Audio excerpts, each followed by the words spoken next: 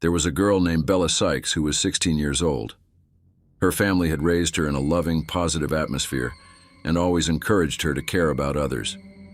Yet, as much they tried to influence her ideals, they always had trouble with Bella when it came to her own appearance. Her family always told her that true beauty was on the inside, but Bella did not, or perhaps could not, grasp this.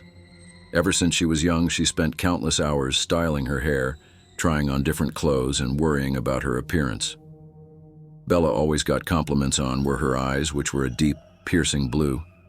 Because of this, she loved eyeshadow and became fixated with it very quickly. This obsession with Bella's looks grew worse when she got her first doll. Her aunt gave her an elegant porcelain doll for her birthday. Bella was enthralled when she first laid eyes on it. She admired the grace and intricate detail. To her, it was the perfect portrayal of beauty. Her favorite thing about the doll was how lifelike the eyes were. It made her think of how pretty her own eyes were. Soon after, dolls became Bella's new obsession.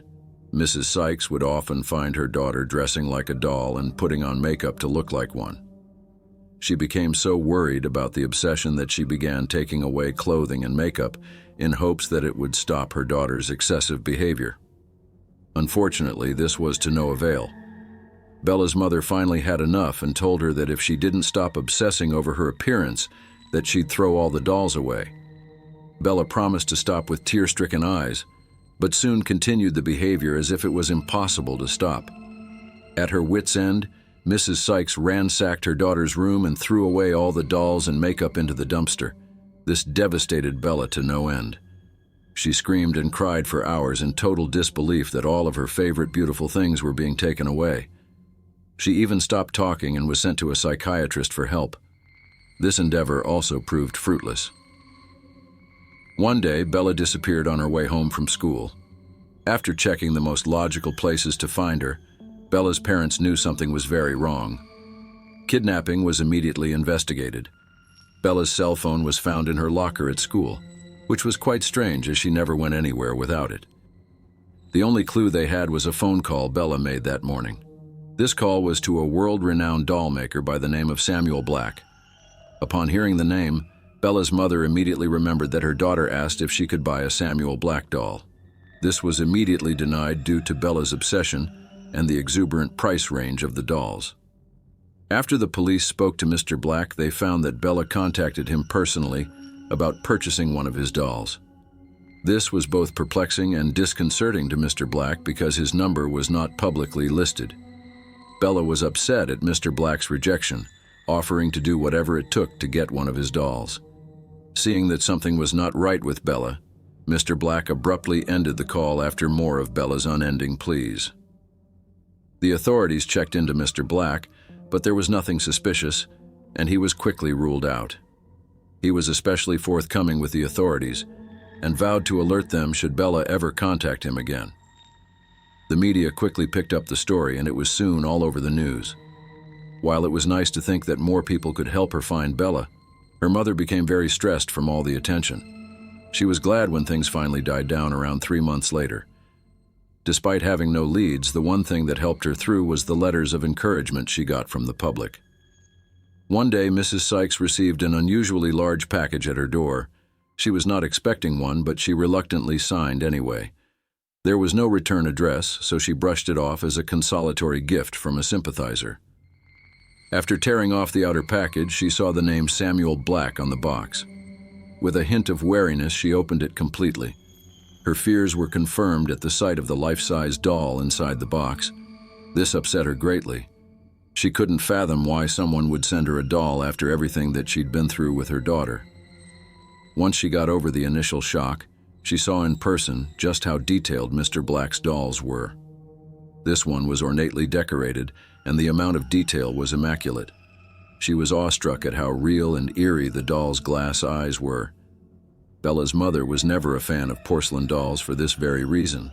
In fact, she found them downright creepy, and the eyes on this one were especially eerie.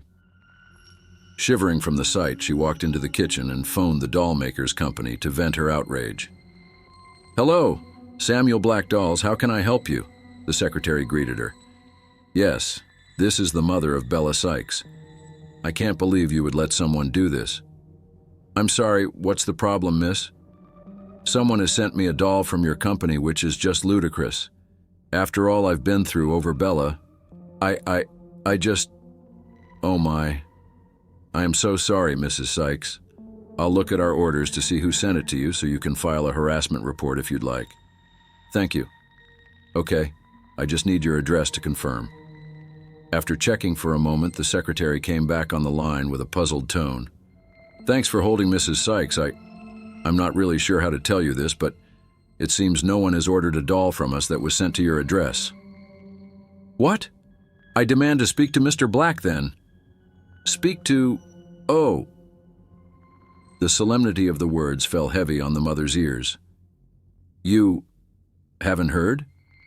Heard what? The police found Mr. Black in his home yesterday when he didn't show up for work. He was murdered. Murdered? Yes, they're still investigating it. We're all pretty shaken up about it. Oh, I don't know what to say. I'm so sorry. It's perfectly fine, Mrs. Sykes. It's understandable under the circumstances. You've been through a lot. Is there anything else that we can do for you today? No, I don't think so. Okay. Again, I'm so sorry and wish there was more I could do. If I overlooked an order with your address, I'll let you know first thing, okay? We'll keep you in our thoughts. Thank you. Mrs. Sykes put her phone away and sat down in shock. She could only stare blankly at the wall for a few minutes as she processed the bleak news. What is going on here? Who sent the doll, then? Perhaps someone bought it and sent it to me personally. In a daze, she went back into the den where she left her package. She almost fell over when she entered the den and saw the open box. The doll was gone. Randy, she called hesitantly. She could hope that her husband quietly stepped in while she was on the phone call. There was no response, so she texted him to make sure he wasn't there. Her husband replied, "Still at work. Is everything okay?" After she read the alarming message, she noticed something odd on the packaging. She had to hold her hand over her mouth to keep from screaming. There was dried blood inside of it. Backing away from the package, her mind raced as she tried her best not to panic. Then the cool touch of a porcelain hand grabbed her shoulder.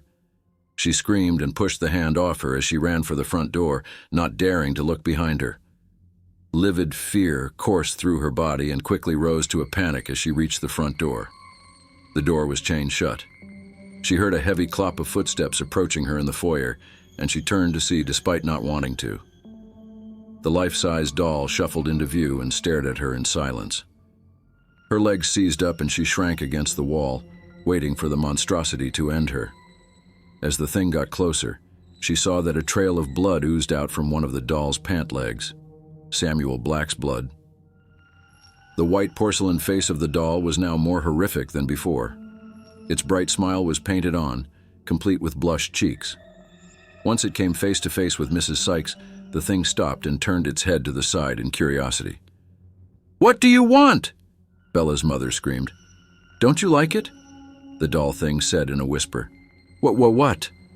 The doll's voice was so quiet that she almost thought it was a hallucination. "I said, don't you like it? The way I look?" At that moment, the mother realized why the doll's eyes were so unsettling. They were a deep, piercing blue, just like Bella's. She began to cry uncontrollably, not wanting to accept what was happening. "Don't worry, Mommy.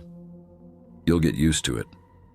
It's part of me now, like a beautiful evolution."